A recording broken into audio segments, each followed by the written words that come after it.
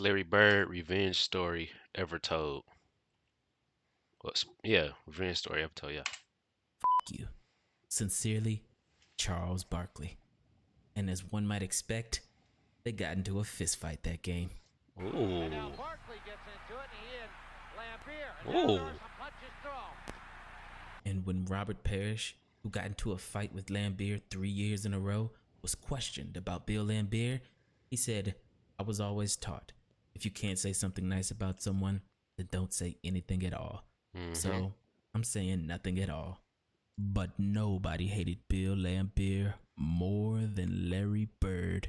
I never really ever liked Lambier in any social situation. No. Yeah. And it's because he was a dirty player. The 80s, when I played, there was a lot of cheap shots. If you go back and watch the Pistons playing against Chicago, I mean, Michael and Scotty were getting pounded. And a lot of it happened after the whistle. Like you're going in and you get fouled, and the guy goes ahead and tries to, that's a free foul. Ricky Mahorn, he'd hit you and all that, but he'd hit you, you know you're going to get hit. Yeah. But he didn't try to maim you. Right. Bill tried to hurt you. Got it back, so they reset it at 5. Lambier walked with it, then committed a foul, knocked Bird to the floor. Celtics are very unhappy about it. Yeah, caught Bird in the jaw. Yeah. And Larry's a little upset. And, he was one of them guys, you shoot a jumper, Dang, you try to slide his Bill. foot underneath your ankle, so you twist your ankle. And that's why Parrish Did he always really was used to do that? If you watch any of our old games, Parrish was always twisting his ankle against the Pistons. So one time I shot a jumper and Lambier did it to me, and I stepped on his foot, but I stepped on a high and twist my ankle. I don't know, a quarter or two later, he was shooting that jumper. I slid mine in there. That's the last time he ever did it. Really? Yeah. And when Bill Lambier was called the NBA's dirtiest player by Michael Jordan, Ooh. Lambier and Jordan. Yes, indeed. There are punches thrown. he responded in a way that really showed his true colors. Michael Jordan may be a very good, outstanding basketball player, but as a individual, down-to-earth, heart person, he has, I mean, who is he? Who cares about him? Who cares about you, motherfucker? All he does is play basketball. In the world, he's this big. Yeah, I can see why nobody liked him. And during the 1986 season, when the All-Star team had just been announced, Bird asked a group of reporters if Lambier, who had been an All-Star the last 3 years with the Pistons, had made the team again. And when he heard Lambier was not selected, Larry Bird said, "Good. Now I won't have to worry about him getting on the bus and saying, 'Hi, Larry,' and me having to say, 'F you, Bill.'" But that year, they would still see each other in the playoffs. I was always the one that came out first, and there's always a leprechaun out on the floor. I'd go out and spit right on the leprechaun, rub my foot in it, and then go down and make a big dunk. Away we went. The tension was obviously high. You and in one spitting? game, You spitting? You a grown ass man spitting on the floor. That's just whatever. Robert Parrish said, "I feel like Lambier took some cheap shots at me. I guarantee something will break out if they let it go next time." And though nothing happened the rest of that series, the very next year they met again in the Eastern Conference Finals. And in Game 4, it got crazy. Open people. See Sting. And 24. Dang, bruh. Bird and Lambier go at it. Yeah, he know what he doing, man. Ain't no excuse for Larry that. Bird and Bill Lambier have both been ejected from the game. How's Bird ejected? Oh, he threw the Bird ball throwing at the him. ball at Lambier and Rodman coming over. Larry Bird said, "Lambier was backing away from me and didn't want any part of me. I wish they would have cleared the court for about 15 minutes and just let us go at each other." And Bill Lambier, in classic Bill Lambier fashion, he said, "I didn't do a thing. I tried to grab hold of him and break his fall, and Larry came up swinging. I was victimized." And Larry Bird responded, "Sure, he wasn't trying to hurt me. And I was trying to throw the ball at the referee. Bill's face just got in the way."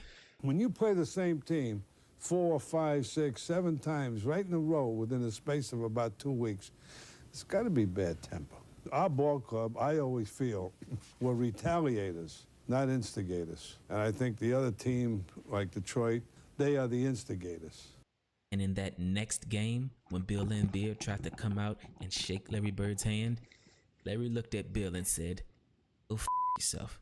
I always have respect for my opponents, Larry said. But in my instance, I think Lambeer was trying to hurt me. So in Game 5, the Celtics got their revenge.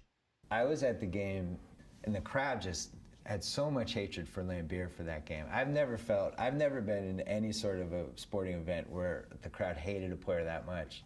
And I still am convinced to this day that the crowd convinced Parrish to punch him in the second quarter. Oh, no question. Very gingerly tried to shoot that shot. Nice play by Darren Day. It doesn't fall. The tip by Parrish. He can't get it to fall, and Parrish takes Lambeer to the ground with a right forearm. Well, they had said it was only a matter of time till somebody did this. Lambeer, he had it coming. That's, yeah. He had it coming. Because you watch the replay, and it was like barely he did anything. It could have happened 2 plays before. The cameras just got the part where Robert got mad, see? But nobody saw Lambeer's elbow that hit him in the neck, right by the Adam's apple. And all he did was react, because people are sick and tired of this guy with the baby face, putting his hands up all the time. Who, me? Meanwhile, he'll sucker punch you, he'll do everything in the game. So as I said once before, it couldn't happen to a nicer guy. Yeah, I was kind of looking over my shoulder, Max. I thought I was going to get sucker punched, to be honest. In the heat of the battle, we exchanged a few unpleasantries, then a few elbows that passed between us, and then I just lost throwing punches. So I couldn't believe I lost my composure like that. That was the first time ever. This play epitomized 80s basketball because not only did this flurry of punches result in no ejections and no technicals, but they didn't even call a foul. They just kept playing. Larry Bird called it a good deed. But sometimes, in the words of the great Frank Sinatra, the best revenge is massive success. Because later on that game, Larry Bird made the greatest play of his entire career. We knew we had to win that game. Both teams knew that whoever won Game 5 was probably going to win the series. Casey had to play the starters almost the whole game. And so our guys were just completely worn out. There's Bird off the screen from the corner. Big basket by Larry Bird. That's a two-pointer. Detroit by 3 with 1:13, and Bird has 36. The Celtics had been to the finals in 84, 85, 86, and now it's 87. We're all beat up. The guys that are playing are hurt. So, it was just guts. It was just a guts and pride. 3:41 to go in the game. Detroit leading by 2, and that man is playing on nothing but heart. He went out with an ankle injury that would keep most people out of the game, came back in, and now he's twisted it again. Now, the Boston moment, that was a heartbreaking moment. What was heartbreaking about that moment is I had made the game-winning shot. Everybody wants to beat the Pistons. Right now, Boston is first in line in that desire. They lead by 1, 27 seconds to go. But I was on Isaiah Thomas, and he went one-on-one against me at the top of the floor. I thought I played pretty good defense, and Isaiah didn't get in the paint, and he took a jump shot, a contested jump shot, and it went in. Out on the top of the floor against Seaston. 16 seconds. Seaston right in his face. Thomas with a very We go to the timeout. We know Bird's going to get it either on the left side or the right side. And we got the play figured out. We sent him left. About 5 of us come over there to try to block the shot. There's Bird with the ball against Mahone. He'll take it to the hoop. You can bet. He's going to try to draw a foul. It's blocked. And Seaston hit it off of a Detroit player. No. Ball goes out of bounds, and I'll never forget, everything just went in slow motion. So I run over, we look at the bench, no timeout, nothing. So I run over and I grab the ball. Detroit should have called a timeout, Brian, because they had a timeout left. They could advance the ball down to the other end of the floor. There's a shot somewhere, there's a photo that I saw that Chuck Daly is standing by their bench with his hands up, calling timeout. Isaiah, I remember to this day, he's standing there like this to the referee, give me the ball, give me the ball, give me the ball. So I grabbed the ball from the referee. Lambeer's a good foul shooter. I never had taken the ball out. That wasn't my thing, right? I throw it up. Bird sneaks in. I didn't even see him. Bird was moving right when he was inbounding the pass. And when you look at it from a couple different film angles, I mean, he threw it right to him on the move. And I had my back to where he was stealing the ball. So when I turned around, I was probably more shocked than anybody in the whole stadium that Bird had the ball in his hands. And this is probably one of the most incredible plays that's ever happened against me and that probably I've ever witnessed.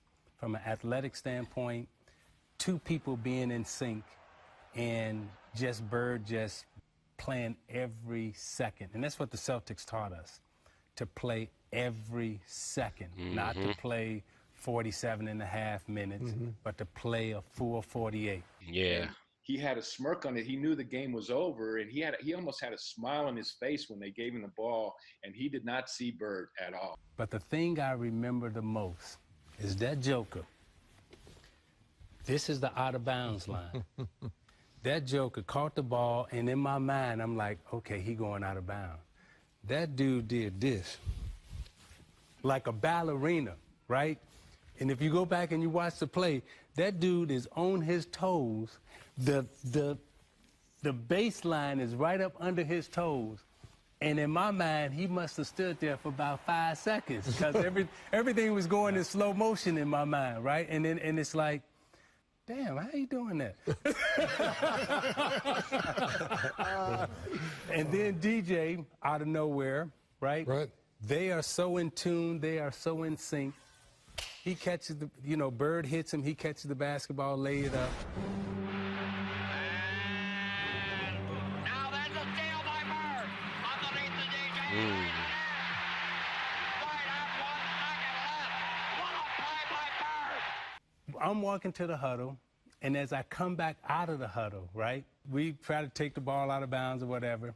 Larry walks by and he goes, wow. Winks at me, right? I'm like, oh. The Celtics won that series in 7 games. And when Bill Laimbeer tried to shake Larry Bird's hand again, Larry just ignored it and walked straight through it. Larry Bird said, I don't like Bill Laimbeer. Why should I shake his hand?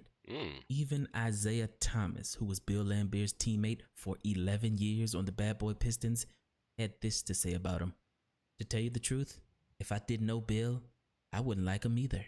And when the Celtics retired Larry Bird's jersey in 1993, that hatred was still there. Damn. Thank you. This seems like a perfect night. I mean, except for the fact that Bill Laimbeer couldn't be here.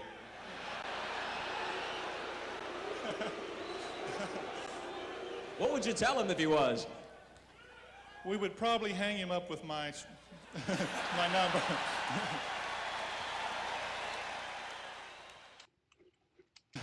My number.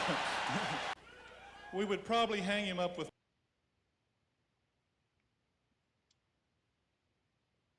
my number. Because back in the day, the animosity was not for show. When they hated each other, they really hated each other. And it didn't stop when they retired. They were enemies for life. I hate Larry Bird, but I respect the hell out of that man.